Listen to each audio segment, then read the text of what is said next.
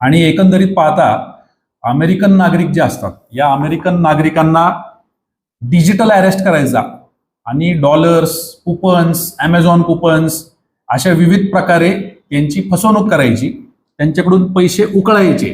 अशा प्रकारचा गुन्हा ते करत असल्याचं निदर्शनास आलंय। त्याबाबतचे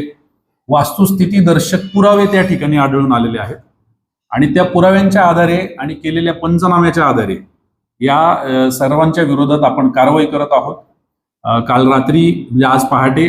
कोरेगाव पोलीस स्टेशन या ठिकाणी गुन्हा दाखल करण्यात आलेला आहे आणि त्यांची पोलीस कस्टडियल रिमांड मागून पुढील तपास याच्यामध्ये स्थानिक गुन्हे शाखेमार्फत आपण करत आहोत।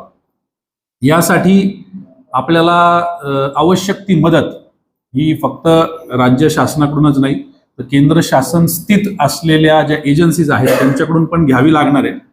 आणि याच्या बाबतचे जे काही स्टँडर्ड ऑपरेटिंग प्रोसिजर्स आहेत ते फॉलो करून हा तपास पुढे कार्यरत राहील, अशा पद्धतीने हा तपास करण्यात येईल। एकंदरीत पाहता असा अंदाज आहे की जवळपास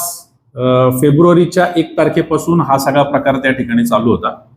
आणि त्याच्यामध्ये मासिक कदाचित साधारणपणे जी प्राथमिक इंट्रोगेशन मध्ये माहिती प्राप्त होते त्याच्यामध्ये महिन्याला 20 ते मिनिमम किंवा कमीत कमी महिन्याला 20 ते 25 लाख रुपयांची उलाढाल त्या ठिकाणी होत होती आणि आता म्हणजे 22 मे पर्यंत ते फुल फ्लेज्ड त्या ठिकाणी हा कॉल सेंटर चालवत होते। ते काय करत होते, कुठं राहत होते, कशा पद्धतीने काय काय कोणाकोणाला किती विक्टिम्स आहेत, त्यांचे नंबर कसे प्राप्त केले याच्याबाबतचा आता अधिक तपास पुढे होणार आहे। परंतु